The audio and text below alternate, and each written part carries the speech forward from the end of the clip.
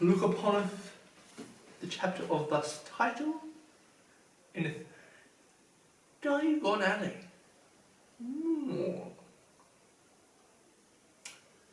Kin to Diagon Alley, which is kind of foreshadowing. Let's get moving.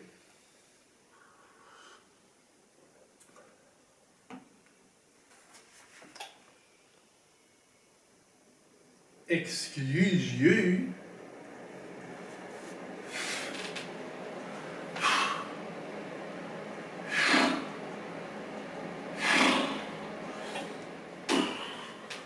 I'm not your brother. Whatever.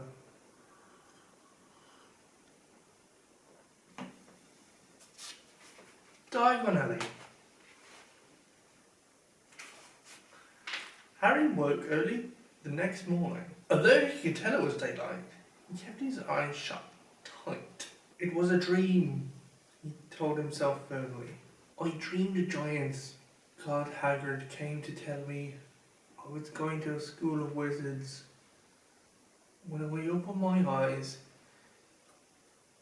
I'll be at home? In my cupboard? There was suddenly a loud tapping noise. And there was an opportunity knocking on the door. Harry thought, his heart sinking, but he still didn't open his eyes. It had been such a good dream. Tap, tap, tap. Alright, Harry mumbled. Getting up, he sat up and Hagrid's heavy coat fell off him. The hut was full of sunlight. The storm was over. Hagrid himself was asleep on the collapsed sofa, and there was an owl rapping its claw on the window, a newspaper held in its beak. Harry scrambled to his feet. So happy he felt as though a large balloon was swelling inside him. He went straight to the window and jerked it open. The owl swooped in and dropped the newspaper on top of Hagrid, who didn't wake up. The owl then fluttered onto the floor and began to attack Hagrid's coat.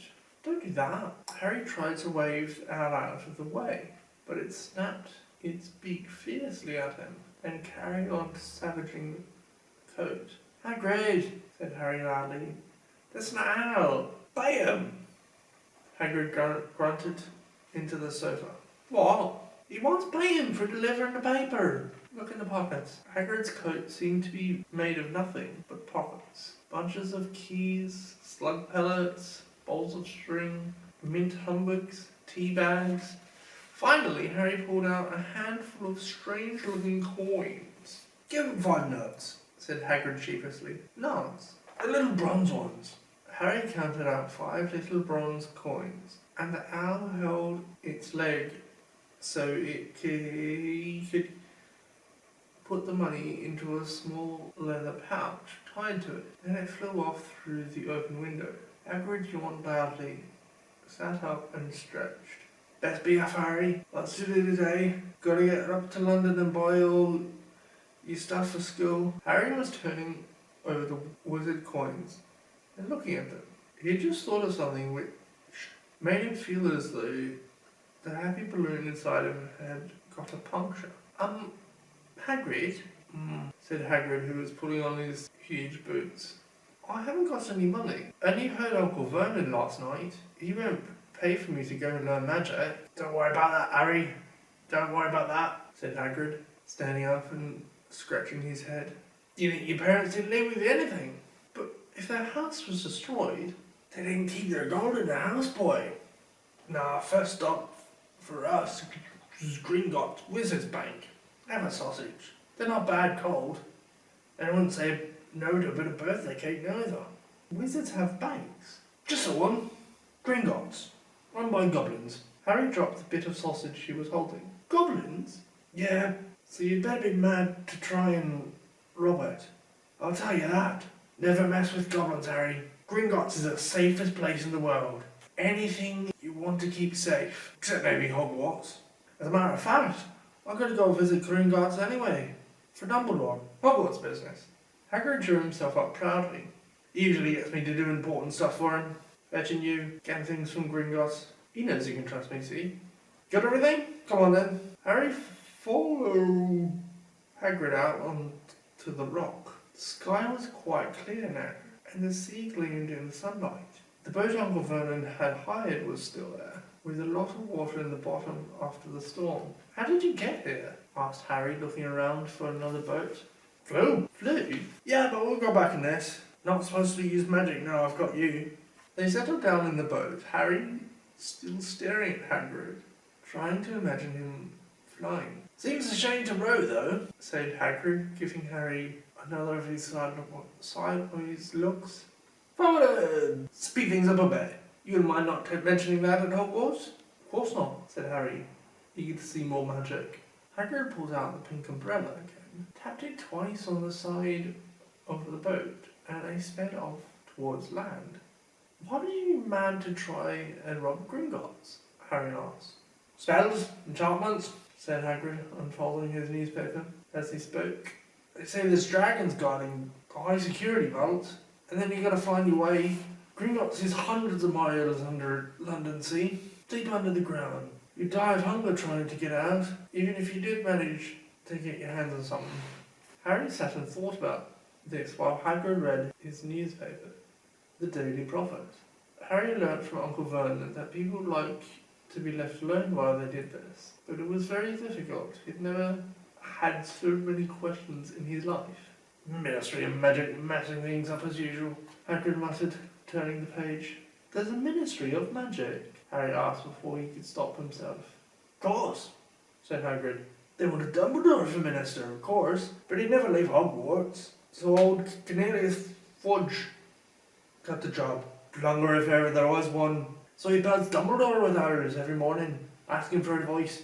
But what does the Ministry of Magic do? Well, the main job is to keep it from the Muggles. That there's still witches and witches up and down the country. Why? Why? Blimey, Harry. Everyone be wanting magic solutions to their problems. Nah, we'd best left alone. At this moment, the boat pumped gently into the harbour wall. Hagrid folded his newspaper and chambered up the stone steps of the street. Passers-by stared a lot at Hagrid as they walked through the little town to the station. Harry couldn't blame them. Not only was Hagrid twice as tall as anyone else, he kept pointing perfectly ordinary things like parking meters and saying loudly, "See that, Harry? Things these muggles dream up, eh?" Hagrid, said Harry, panting a bit as he ran to keep up. Did you say there are dragons at Gringotts? Well, so they say. Crikey, I'd like a dragon. You'd like one? Wanted one ever since I was a kid. Here we go. They had reached the station. There was a train to London in 5 minutes' time. Hagrid, who didn't understand muggle money, as he called it, gave the notes to Harry so he could buy their tickets. People stared more than ever on the train. Hagrid took up 2 seats and sat knitting what looked like a carny yellow circus tent. Still got your letter, Harry? He asked as he counted the stitches. Harry got the parchment envelope out of his pocket.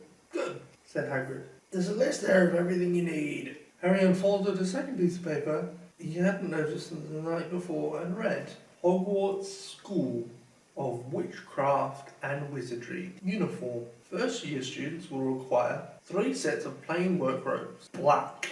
1 plain pointed hat. Black. Day wear. 1 pair of protective gloves. Dragonhide or similar. 1 winter cloak. Black. Silver fastenings. Please note all pupils' clothes should carry name tags. Set books. All students should have a copy of each of the following. Standard Book of Spells, Grade 1, by Miranda Goshuk. A History of Magic, by Bathilda Bagshot. Magical Theory, by Albert Waffling. A Beginner's Guide to Transfiguration, by Emmerich Switch. 1000 Magical Herbs and Fungi, by Lydia Spore. Magical Drafts and Potions, by Arson's Jigger. Fantastic Beasts and Where to Find Them, by Newt Scamander. The Dark Forces, A Guide to Self-Protection. Equipment, 1 wand, 1 cauldron, put a standard size to 1 glass or crystal phallus, 1 telescope, 1 set brass scales. Students may also bring an owl, or a cat, or toad.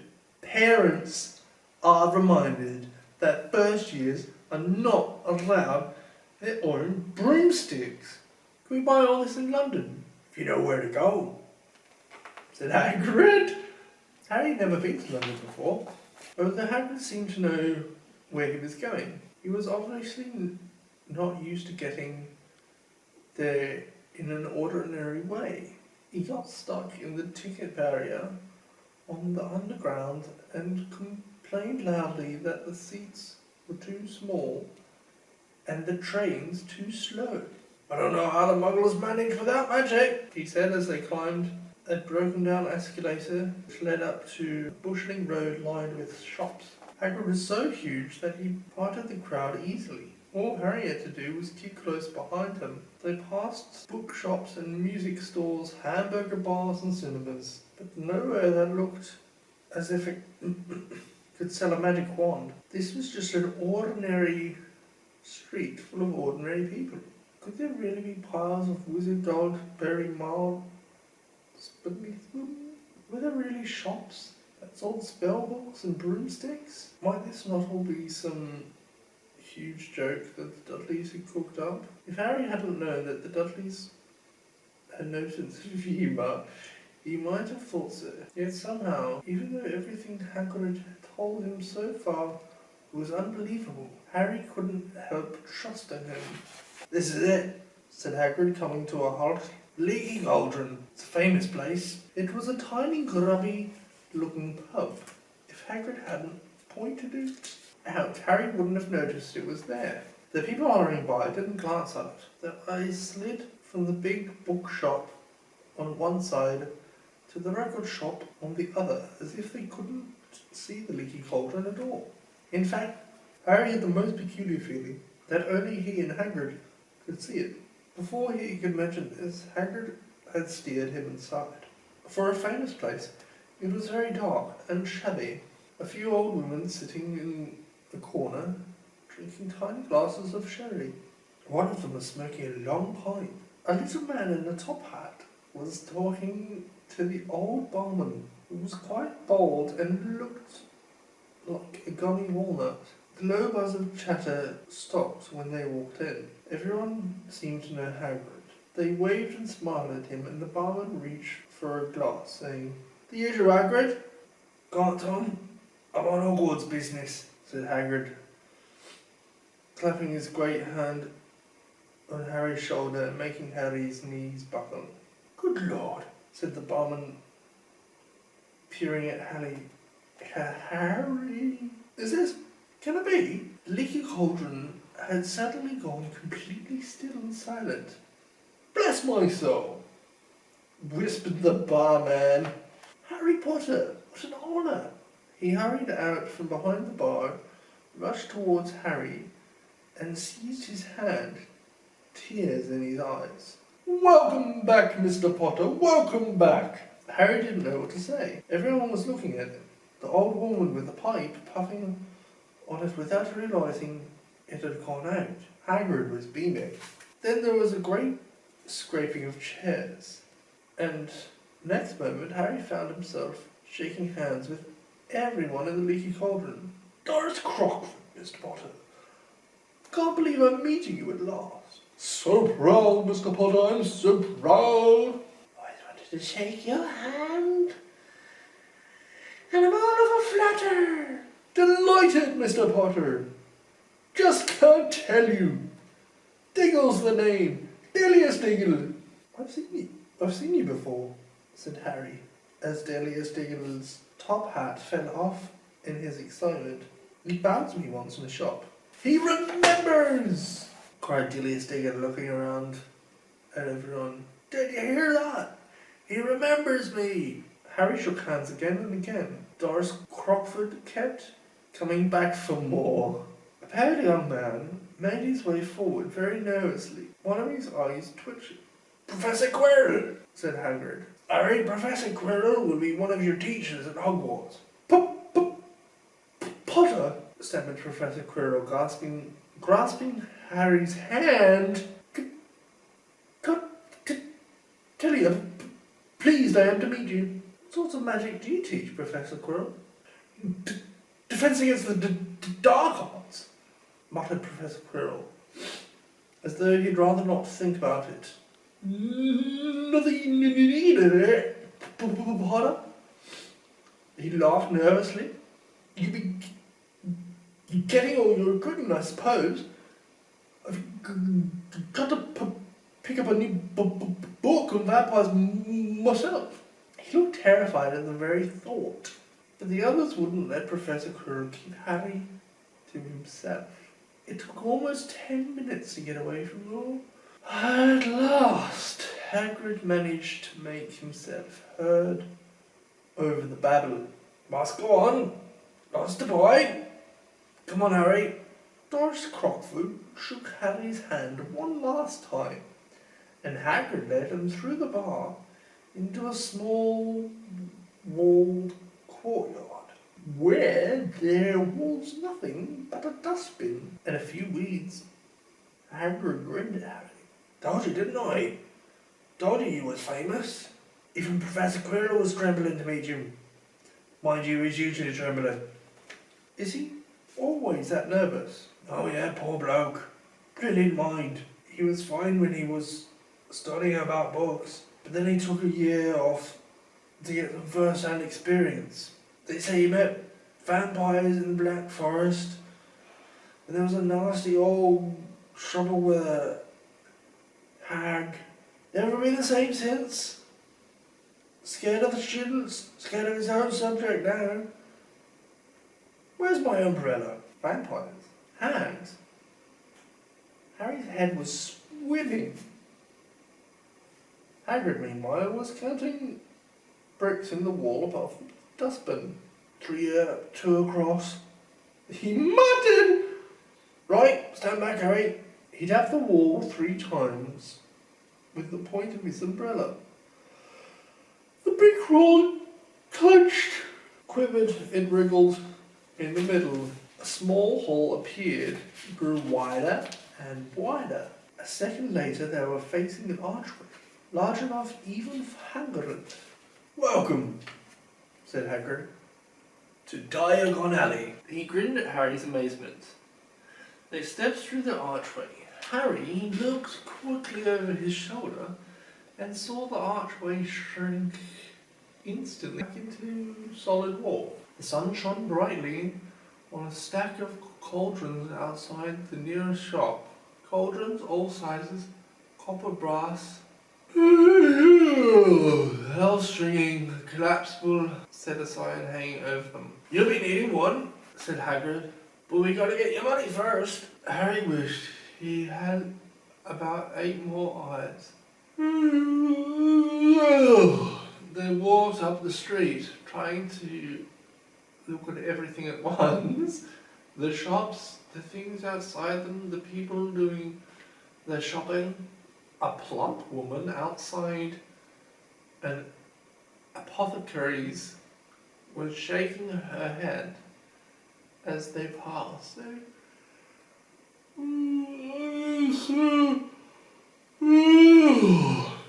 A low, soft hooting came from a dark shop with a sign saying Ellipse Owl Euphorium. Twain Stretch Barn, brown and snowy. Several boys of about Harry's age had their noses pressed against a window with broomsticks in it. Look!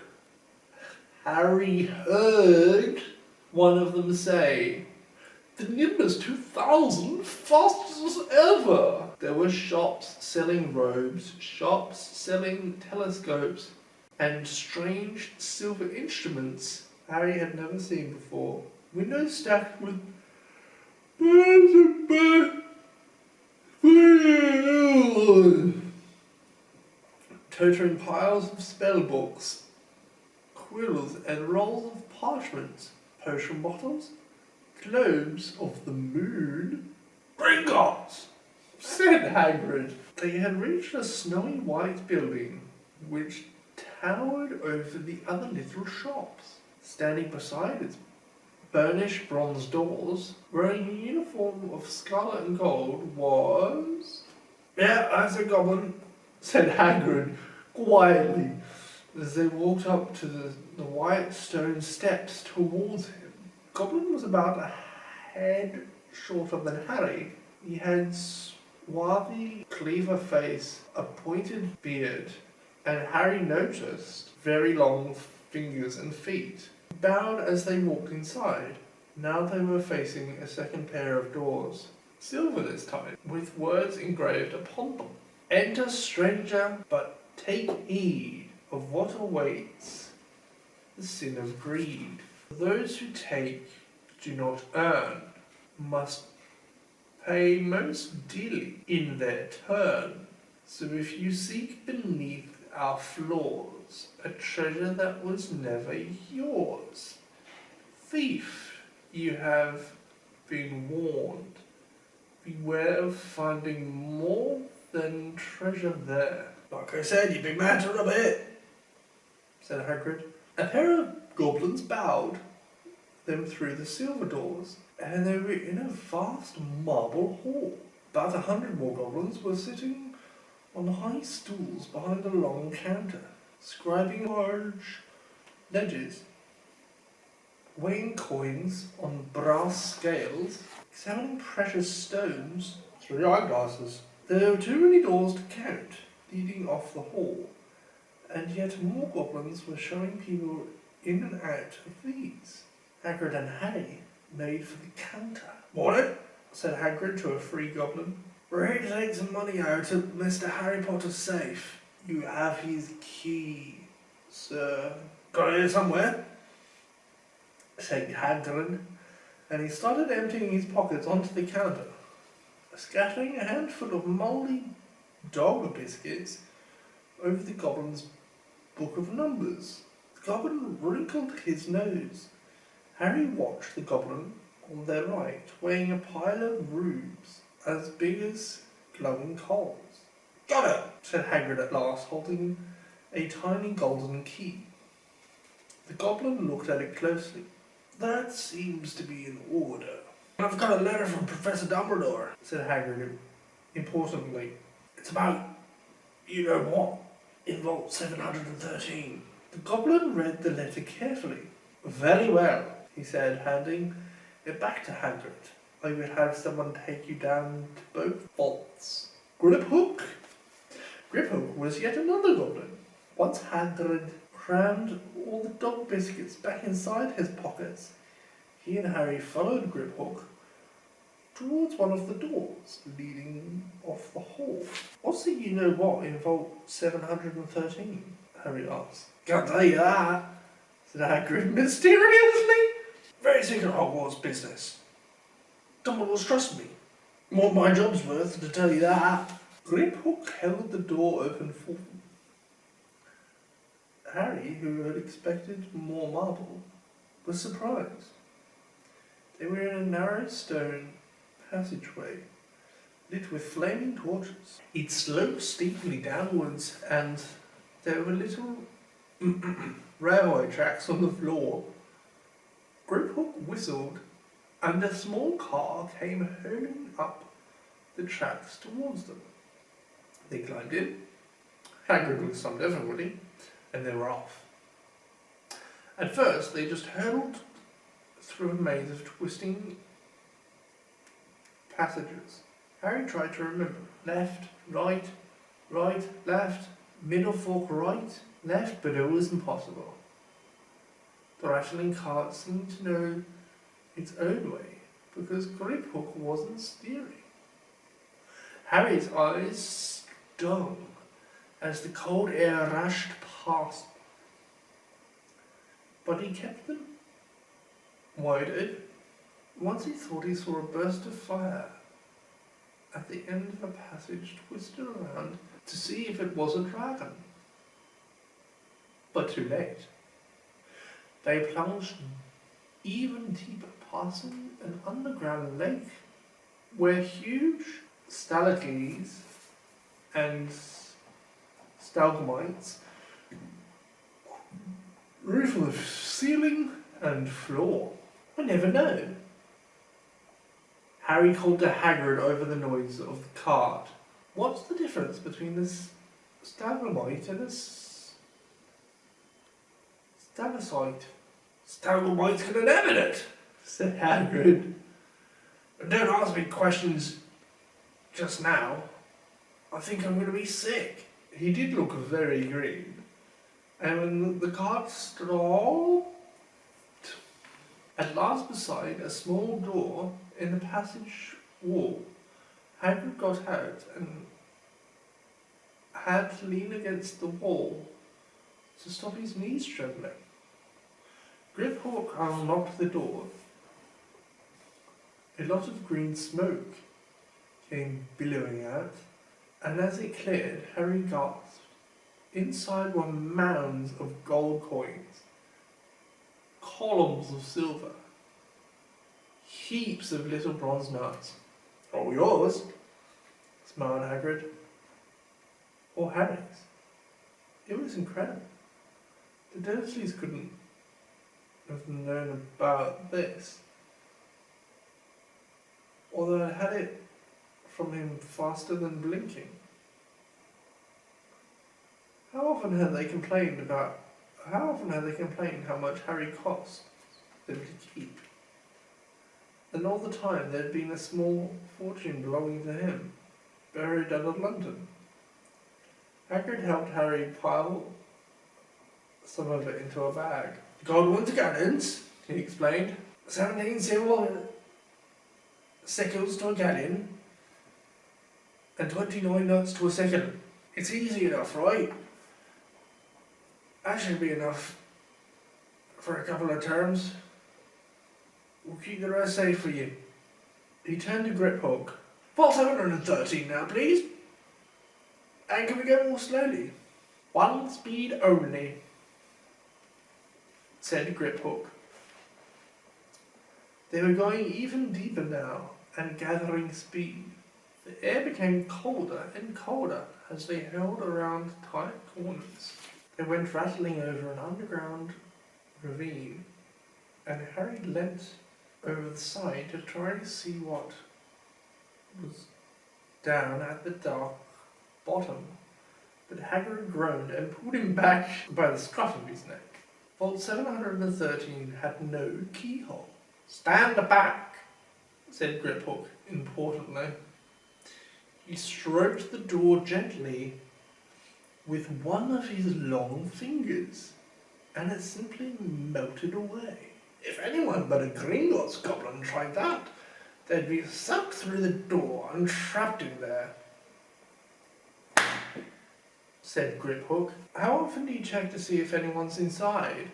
About once every 10 years, said Grip-Hawk with a rather nasty grin. Something really extraordinary had to be inside this top secret vault. Harry was sure, and he leant forward eagerly, expecting to see fabulous jewels, at the very least. But at first, he thought it was empty. Then he noticed a grubby little package wrapped up in brown paper lying on the floor. Hagrid picked it up and tucked it deep inside his coat. Harry longed to know what it was, but knew better than to ask. Come on, back in this infernal cart, and don't talk to me on the way back. It's best if I keep my mouth shut.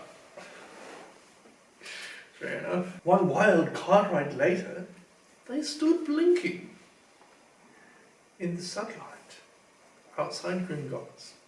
Harry didn't know where to run first. Now that he had a bag full of money, he didn't have to know how many galleons there were to a pound to know that he was holding more money than he'd had in his whole life.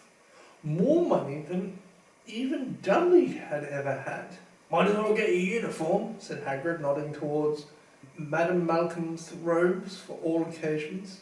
Listen, Harry, you mind if I slip off for a pick-me-up in the leaky cauldron?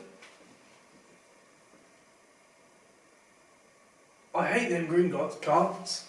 He did still look a bit sick, so Harry entered Madame Malcolm's shop alone, feeling nervous. Madame Malcolm was a squat, smiling witch, dressed all in mild Hogwarts, dear, she said. Harry started to speak. Quite a lot here. Another young man fitted up just now, in fact. Got another lot here. Another young man been fitted up just now, in fact. In the back of the shop, a boy with a pale, pointed face was standing on a footstool, while a second witch pinned up his long black robes. Madame Malcolm stood Harry on a stool next to him, slipped a long robe over his head and began to pin it to the right length. "Hello," said the boy. "Hogwarts too?"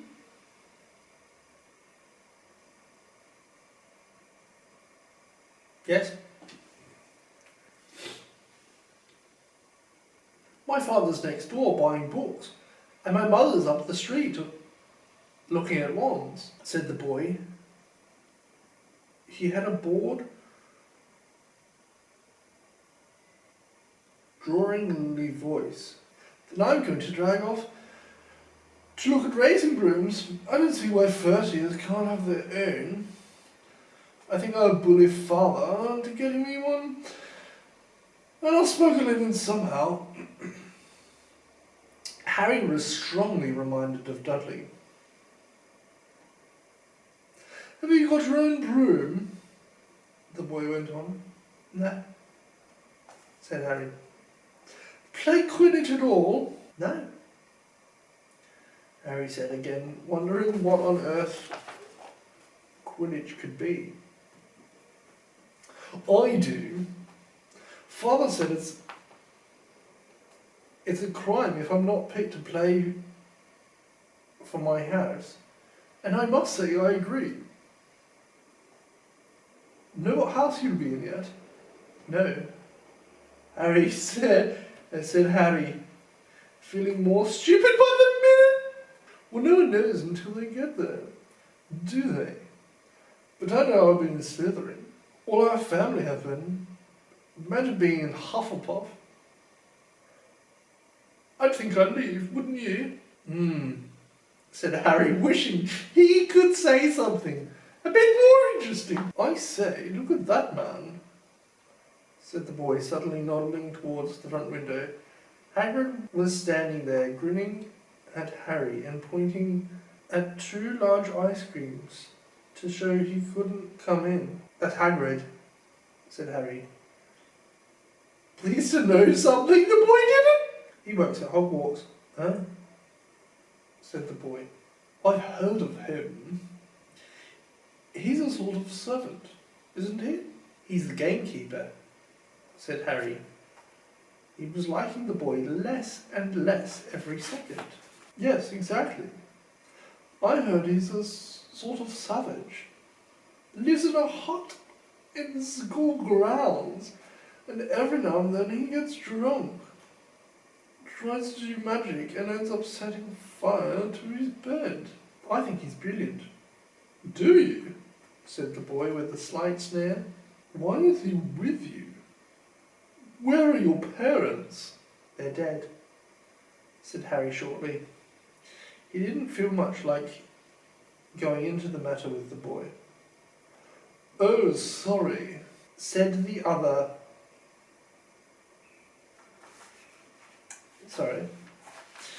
He didn't feel much like going into the matter with this boy. "Oh, sorry," said the other, not sounding sorry at all. "But they were our kind, weren't they?" "They were a witch and a wizard, if that's what you mean." "I really don't think they should let the others sort in, do you? They're just not the same. They've never been brought up to know our ways. Some of them have never even heard of Hogwarts until they got their letter. Imagine! I think they should keep it in the old wizarding families. What's your surname anyway? But before Harry could answer, Madam Malcolm said, "That's you, Dumbledore." And Harry, not sorry for an excuse to stop talking to the boy, hopped down from the footstool.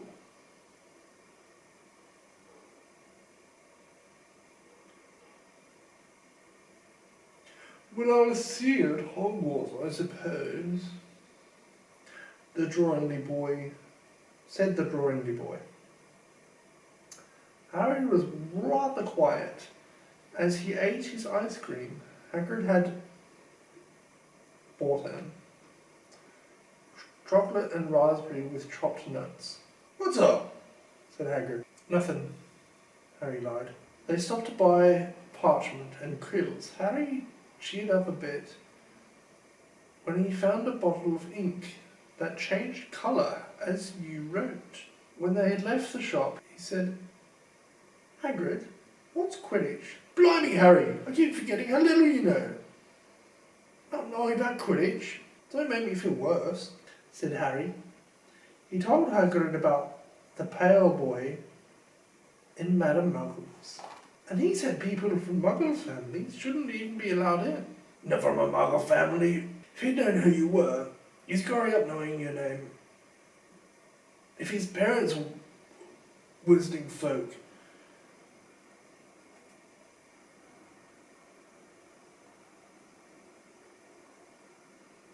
he saw them in the leaky cauldron.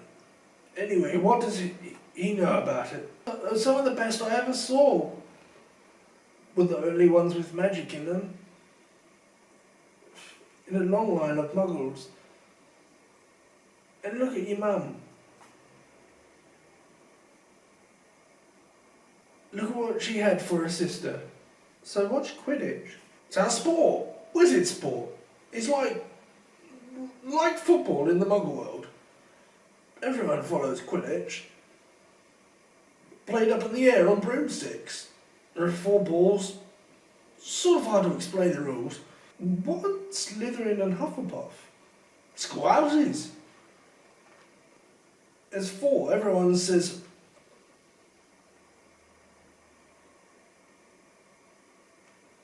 Hufflepuff are a lot of duffers, but I bet I'm in Hufflepuff," said Harry gloomingly. "Better Hufflepuff than Slytherin," said Hagrid darkly. "There's not a single witch or wizard who went bad who wasn't in Slytherin.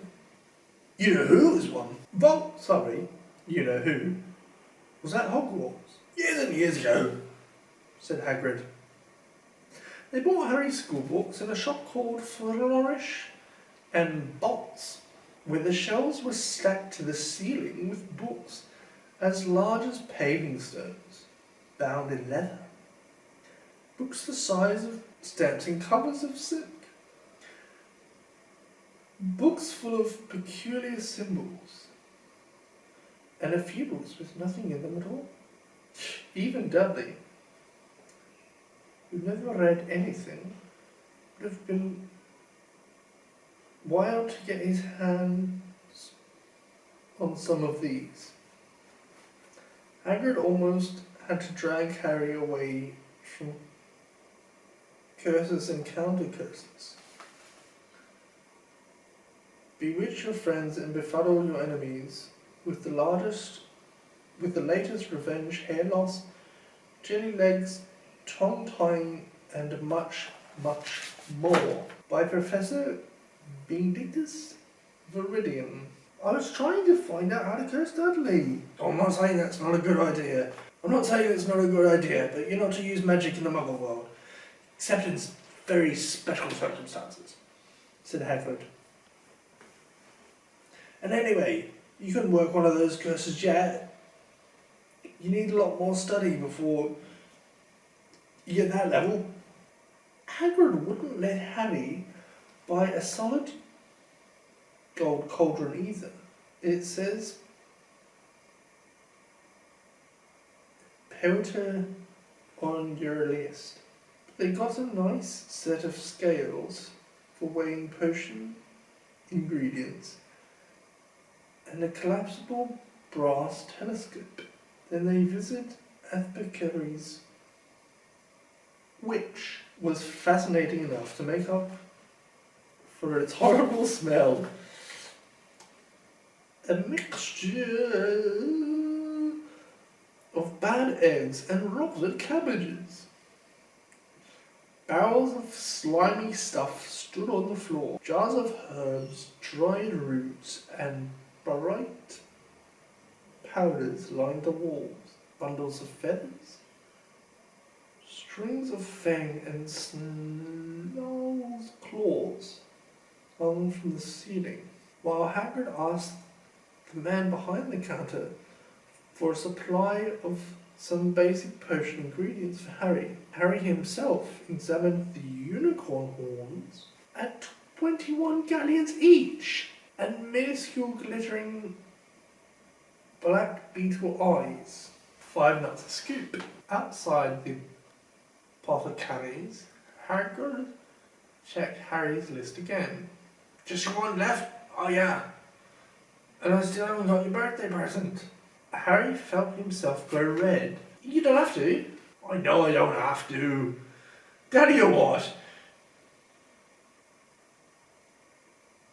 I'll get you an animal.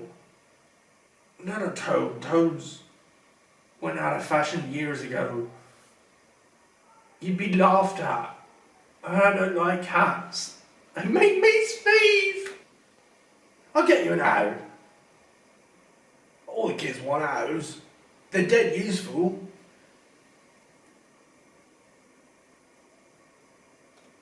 Carry a post and everything. 20 minutes later,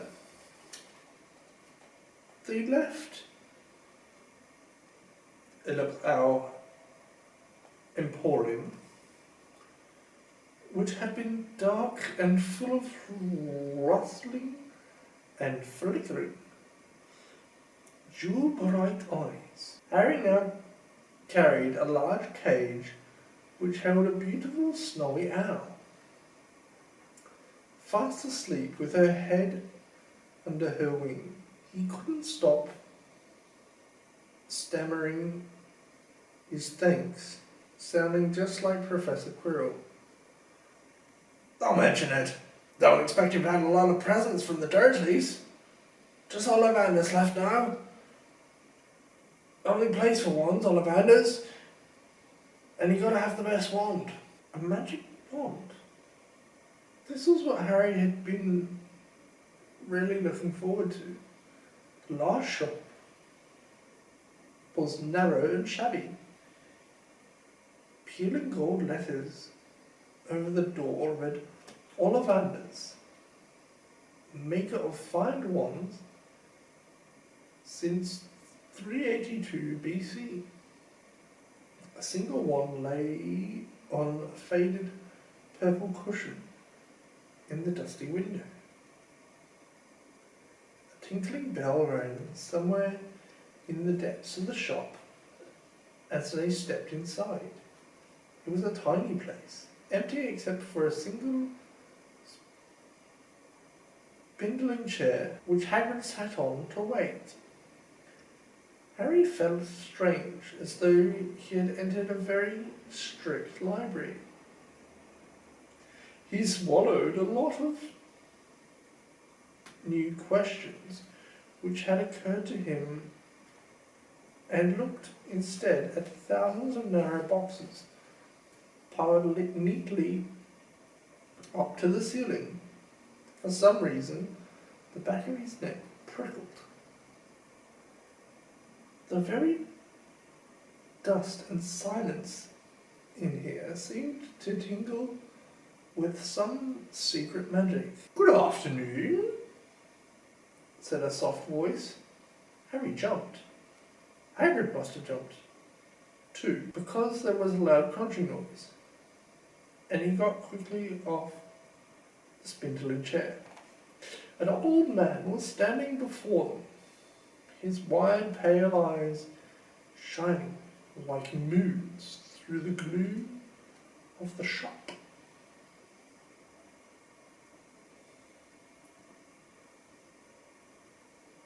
"Hello," said Harry awkwardly. "Ah, yes," said the man. Yes. I thought I'd been seeing you soon, Harry Potter." It wasn't a question.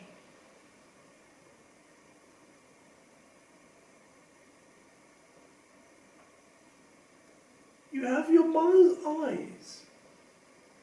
It seems only yesterday she was in here herself, buying her first one. 10 1/4 inches long, swishly, made of willow. Nice wand for charm work." Mr. Ollivander moved closer to Harry. Harry wished he would blink. Those silvery eyes were a bit creepy. Your father, on the other hand, favoured a mahogany wand, 11 inches, pliable, a little more power, and excellent for transfiguration. Well, I say your father favoured it. It's really the wand that chooses the wizard, of course. Mr. Ollivander had come so close that he and Harry were almost nose to nose. Harry could see himself reflected in those misty eyes. And that's where Mr. Ollivander touched the lightning scar on Harry's forehead with a long white finger. "I'm sorry to say I sold the one that did it," he said softly. 13 1/2 inches. You. Powerful wand. Very powerful. And in the wrong hands. Well, if I'd known what that wand was going out in the world to do. He shook his head, and then to Harry's relief, spotted Hagrid. Rubius Hagrid! How nice to see you again." "Oak, 6 inches, rather bendy, wasn't it?" "It was, sir, yes." "Good one, that one. But I suppose they snapped it in half when you got expelled," said Mr. Ollivander, suddenly stern. "Oh, yes, they did," said Hagrid, shuffling his feet. "I've still got the pieces, though," he added brightly. "But you don't use them," said Mr. Ollivander sharply. "Oh, no, sir," said Hagrid quickly. Harry noticed he gripped his pink umbrella very tightly as he spoke. Said Mr. Ollivander, giving Hagrid a piercing look. "Well now, Mr. Potter, let me see." He pulled a long tape measure with silver markings out of his pocket. "Which is your wand arm?" Well, I'm right-handed," said Harry. "Hold out your arm, that's it." He measured Harry from shoulder to finger, then wrist to elbow, shoulder to floor, knee to armpit, and around his head. As he measured, he said, "Every Ollivander wand has a core of a powerful magical substance, Mr. Potter. We use unicorn hairs, phoenix tail feathers, and heartstrings of dragons. No two Ollivander wands are the same, just as no unicorns, dragons, or phoenixes are quite the same. And of course, you will never get such good results with another wizard's wand." Harry suddenly realised that the tape measure, which was measuring between his nostrils, was doing this on its own. Mr. Ollivander flitting around the shelves, taking down boxes. "That'll do," he said, and the tape measure crumbled into a heap on the floor. "Right then, Mr. Potter. Try this one. Beechwood and dragon heartstring, 9 inches, 9 and flexible. Just take it and give it a wave." Harry took the wand and, feeling foolish, waved it around a bit, but Mr. Ollivander snatched it out of his hand almost at once. "Maple and phoenix feather, 7 inches, quite whippy. Try." Harry tried, but he had hardly raised the wand when it too was snatched back by Mr. Ollivander. No. Here. Ebony and unicorn hair, 8.5 inches. Springing. Go on. Try it out." Harry tried and tried. He had no idea what Mr. Ollivander was waiting for. The pile of tired wands was mounting higher and higher on the spindly chair. But the more wands Mr. Ollivander pulled from the shelves, the happier he seemed to become. "Tricky customer, eh? Not to worry, we'll find you the perfect match here somewhere. I wonder now. Yes, why not? Unusual combination. Holly and phoenix feather, 11 inches. Nice and supple." Harry took the wand. He felt a sudden warmth in his fingers. He raised the wand above his head, brought it wishing down through the dusty air, and a stream of red and gold sparks shot from the end like a firework, throwing dancing spots of light on the walls. Hagrid whooped and clapped, and Mr. Ollivander cried, "Oh, bravo! Yes, indeed! Oh, very good! Well! How curious! How very curious!"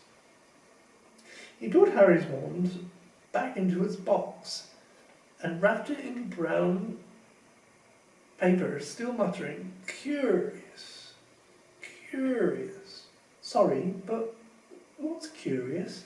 Mr. Ollivander fixed Harry with a pale stare.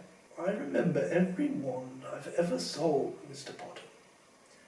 Every single wand. It so happens that the phoenix whose tail feather is in your wand gave another feather. Just one other. It is very curious indeed, that you should be destined for this wand. when its brother, why, its brother gave you that scar. Harry swallowed. Yes, 13.5 inches. You. Curious indeed how these things happen.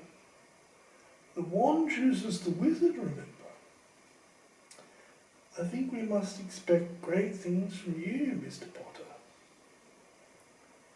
After all, he must not be named in great things. Terrible! Yes, but great. Harry shivered.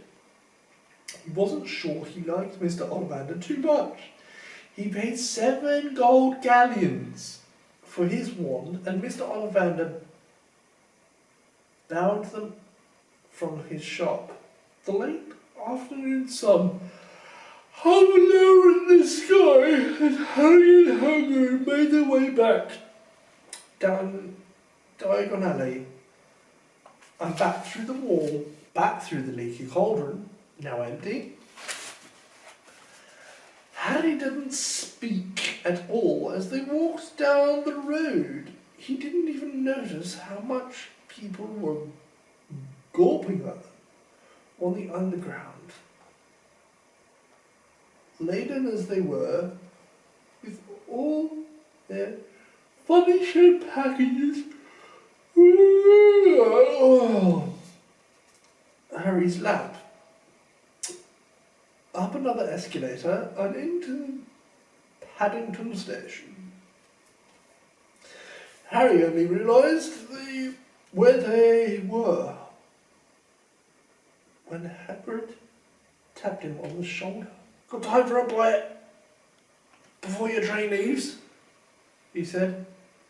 He bought Harry a hamburger and seats to eat them. Harry kept looking around. Everything looked so strange. "You right, Harry? You're very quiet," said Hagrid. Harry wasn't sure he could explain. He just had the best birthday of his life. And yet, he chewed his hamburger trying to find the words. "Everyone thinks I'm special," he said at last. "All those people in the leaky cauldron, Professor Quirrell, Mr. Ollivander. But I don't know anything about magic at all. How can they expect great things? I'm famous. And I can't even remember what I'm famous for. I don't know what happened when the night my parents died." Harry leant across the table, behind my eyebrows. He wore a very kind smile. "Don't worry, Harry. You'll learn fast enough. Everyone starts at the beginning of Hogwarts. You'll be just fine. Just be yourself. I know it's hard. You've been singled out, and that's always hard. But you'll have a great time at Hogwarts. I did."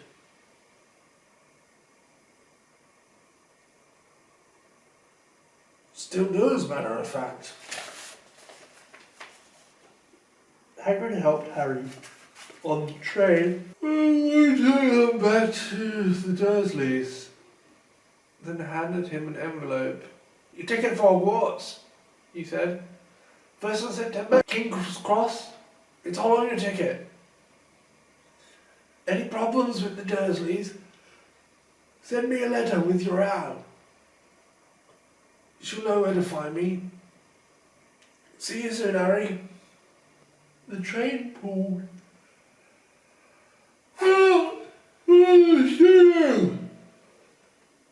Harry wanted to watch Hagrid until he was out of sight. He rose to his seat and pressed his nose against the window. But he blinked, and Hagrid was gone. I'm clearly tired. A piece of trivia, something or other. I used to do the once thing. When first saw the movies, Harry was like, oh, what's curious? I thought Ollivander was going to define the word curious.